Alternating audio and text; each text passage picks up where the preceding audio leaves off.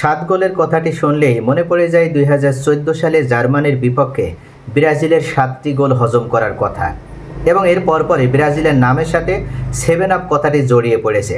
কিন্তু এবার আরও একটা ইতিহাস রচিত হলো বিশ্ব ফুটবলের মঞ্চে।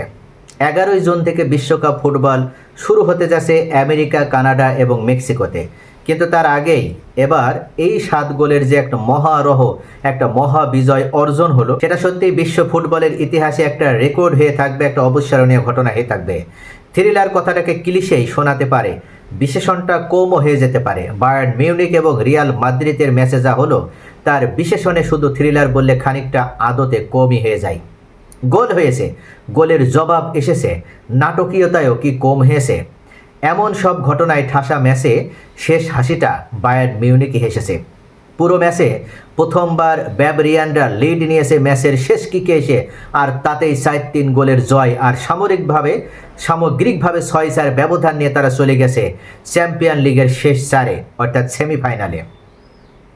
নাটকীয়তা শুরু করেছিলেন ম্যানুয়েল নয়ার।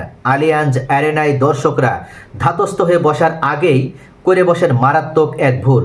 বল তুলে দেন প্রতিপক্ষের পায়ে। প্রায় 40 গজ দূর থেকে আর্দা শুলেরের শট গিয়ে আছড়ে পড়ে জালে। ম্যাচের বয়স তখন 36 সেকেন্ড। ম্যাচে এগিয়ে যায় রিয়াল। 2 লেগের লড়াইয়ে তখন 2-2 সমতা। বায়ার্নও জবাব দিয়েছে খানিক পরে। কর্নার থেকে ইয়োশুয়া কিমিখের দারুণ ডেলিভারিতে মাথা ছুঁয়ে বায়ার্নকে লড়াইয়ে এগিয়ে দেন আলেকজান্ডার গাভলোভিচ। শুরুর ওই গোল বাদ দিলে প্রথম থেকে বায়ার্ন নাভিশ্বাস তুলে ছাড়ছিল রিয়ালের। শুরুর অন্তত 20 মিনিট ভিনিসিউস জুনিয়র আর এমবাপে পর্যন্ত বলই পাঠাতে পারেনি মাদ্রিদ মিডফিল্ড। তবে খানিকটা সময় গড়াতে রিয়ালও পায়ের তলায় মাটি খুঁজে পায়। 30 মিনিট গুলেরের দ্বিতীয় গোল এলো তারই ধারাবাহিকতায়। বক্সের বাইরে থেকে তার করা দারুণ এক ফ্রি কিক নয়ার পড়তেই পারেননি ঠিকঠাক। গোলেরের দ্বিতীয় গোলে রিয়ালে ম্যাচ এগিয়ে যায় আবারও। 39 মিনিটে আবারও জবাব দেয় বায়ার্ন। বক্সের জটলার ভেতর থেকে ডায়োট উপমেকানোর বাড়ানো বলে দারুণ এক শট নেন কেইন। লড়াইয়ে সমতা আর সামগ্রিকভাবে বায়ার্ন এগিয়ে যায় আবারও। তবে 45 মিনিটে স্বাগতিক রক্ষণকে ছত্রখান করে রিয়াল পেয়ে যায় তাদের তৃতীয় গোল। বাম পাশ থেকে আক্রমণে উঠে এসে ভিনি শেষ মুহূর্তে বল ছাড়েন এমবাপ্পেকে।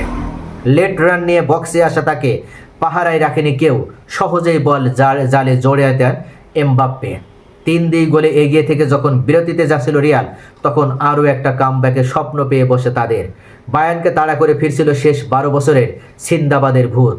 সেটা বুঝি হয়েই যেত যদি না এমবাপ্পের 2022 বিশ্বকাপ ফাইনালের দ্বিতীয় গোলের কথা মনে করিয়ে দেওয়া শটটি নয়ার সেভ না করতেন।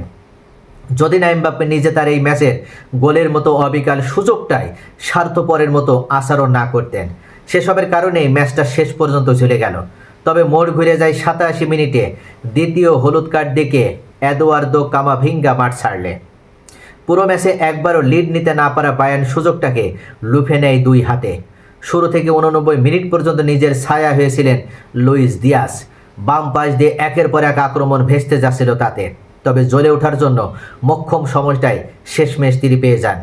90 মিনিটে বক্সের বাইরে থেকে তার নেওয়া শট আন্দ্রে লুনিনের হাতের নাগালের বাইরে দিয়ে গিয়ে আছড়ে পড়ে জালে। ম্যাচে ফেরে সমতা। লড়াইয়ে বায়ার্ন এগিয়ে যায় 5-4 ব্যবধানে। তবে রিয়ালের আরও এক গোল আর খেলাটা যোগ করার সময়ে নিয়ে যাওয়ার সম্ভাবনা উড়িয়ে দেওয়া যাচ্ছিল না আদৌ। সেই সম্ভাবনাটা মাটি চাপা দেন মিকেল ওলিসে। শেষ মুহূর্তে প্রতি আক্রমণে উঠে এসে তিনি বাঁকানো এক শটে বল জড়ান জালে। বায়ার্ন ম্যাচে প্রথমবারের মতো লিড নেই এবং ম্যাচের শেষ মুহূর্তে রিয়ালের কফিনেও শেষ পেরেকটা ঠোকা হয়ে যায় তখনই। 2012 সালে চ্যাম্পিয়ন লিগ সেমিফাইনালের পর থেকে বায়ার্ন রিয়ালের মুখোমুখি হয়েছে 8 বার। একটিবারের জন্য রিয়ালকে হারাতে পারেনি। সে খরাটা আগে লেগেই ঘুষিয়েছিল বায়ার্ন। তবে দ্বিতীয় লেগে কাজটা বাকি ছিল, তাও সারা হয়ে গেল তাদের। 1 যুগ পর রিয়াল জুজু কাটিয়ে এবার শেষ 4-এ পা রাখল বায়ার্ন। সেখানে তাদের প্রতিপক্ষ পিএসজি। ওদিকে আর্সেনাল গোলশূন্য ড্র করেছে স্পোর্টিং লিসবনের বিপক্ষে। আগের লেগের 1-0 গোলের জয় তাদেরকে তুলে দিয়েছে সেমিফাইনালে। শেষ 4-এ তারা খেলবে অ্যাটলেটিকো মাদ্রিদের বিপক্ষে। তো সব মিলিয়ে এই অসাধারণ ম্যাচটা সত্যিই এক মনোমুগ্ধকর ম্যাচটা দর্শকদের একেবারে হৃদয় জড়িয়ে দিয়েছে, মন জড়িয়ে দিয়েছে। বিশ্বকাপের আগে এবার এই চ্যাম্পিয়ন্স লিগটা যেন এক অবিস্মরণীয় চ্যাম্পিয়ন্স লিগে পরিণত হয়েছে।